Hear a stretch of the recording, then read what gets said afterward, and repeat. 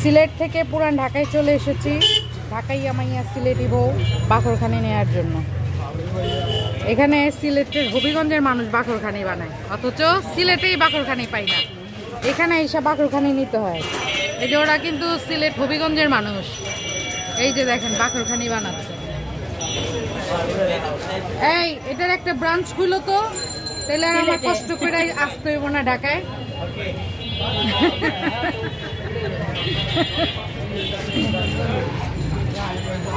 আমাদের সকালের নাস্তা বাকরখানি ছাড়া চলেই না। অনেক রকম বাকরখানি আছে, এটা হচ্ছে সবচেয়ে বড়, এটা হচ্ছে মিডিয়াম। এখানে চিনি টিনির ইয়েও আছে। তারপর পনির দিয়ে চাইলে পনির দিয়ে বানিয়ে দেয়। কুরবানি ঈদের সময় মাংস দিয়ে বানিয়ে দেয়, সেই স্বাদ। ওই যে মেশিন কত শর্টকাট হয়ে গেছে। আগে কষ্ট ছিল। হ্যাঁ, আগে তো তোমার ওই যে মাটির ইগুলা ছিল না, ওইটার ভিতরে দিত।